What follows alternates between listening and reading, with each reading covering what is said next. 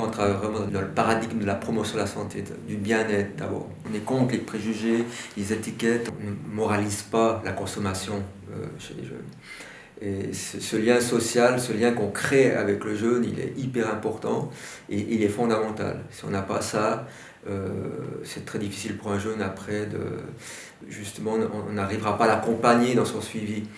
Parce que tous les jeunes ont les ressources et on croit, comme dans la promotion de la santé le dit, on est sur ce pouvoir d'agir, on travaille sur les ressources du jeune, où on parle d'autonomie, l'autodétermination aussi, par rapport aux jeunes. Et puis c'est ça, c'est d'amener le jeune vers son chemin, vers la sortie finalement, quand on y arrive, la sortie de la consommation. C'est ça, mais c'est lui qui doit trouver son chemin. Et nous, on est là pour le guider et l'aider, et au bon moment, quand il est prêt. Alors, nous, on a vraiment des consommatrices et des consommateurs qui ont des niveaux de consommation très variables, très différents, puisque voilà, on accueille en milieu ouvert, on va à leur rencontre, on va à la rencontre de tout type de jeunes, sans cibler forcément des consommatrices et des consommateurs.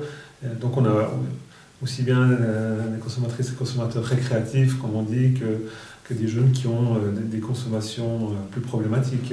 Et là, on est plutôt dans une intervention précoce. On doit pouvoir déterminer quand c'est qu'on doit intervenir par rapport à un jeune, et c'est ça les plus gros enjeux qu'on a avec nos équipes, dire, mais là, c'est une consommation, ok, mais elle n'est pas problématique, tandis que là, pour ce jeune, attention, il y a haut risque. On a aussi beaucoup de jeunes qui ont des démêlés avec la justice, mais qui aboutissent pas forcément à la prison. Ça va être des amendes ou du sursis.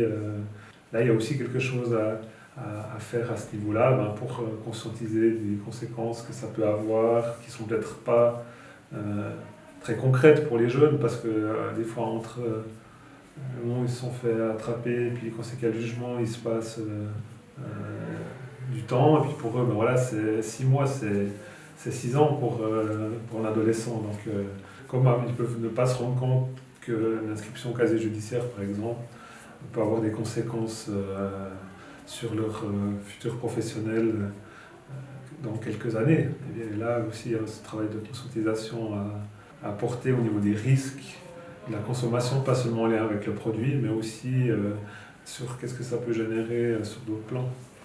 Aussi, on peut dire à Repère, on a une collaboration avec le tribunal des mineurs, justement par rapport aux dénonciations au niveau du cannabis, où les juges des mineurs nous orientent des jeunes dans un programme ici qui s'appelle Rond-Point. Justement, on fait tout un travail de sensibilisation, on voit ces jeunes en groupe et aussi potentiellement individuellement, suivant la gravité de sa consommation, et la possibilité de voir aussi les parents. Et ce qui est intéressant dans ce programme, dans la démarche de la justice, c'est que plutôt que d'avoir, alors même si c'est une sanction pénale, il me semble, au final, la sanction en elle-même, c'est plutôt une sanction éducative, dans le sens où les jeunes viennent ici, ils discutent entre leur représentation de la consommation, et puis ensuite où des informations leur sont transmises, et surtout un lien est créé avec les professionnels de repère, vers lesquels ils peuvent revenir par la suite, ce qui est déjà arrivé plusieurs fois, quelques temps après ou bien plus tard, revenir en disant ah ben ouais, j'étais venu, on a parlé, je me rends compte que là ça va vraiment plus ma consommation et j'aimerais que vous me souteniez pour faire quelque chose.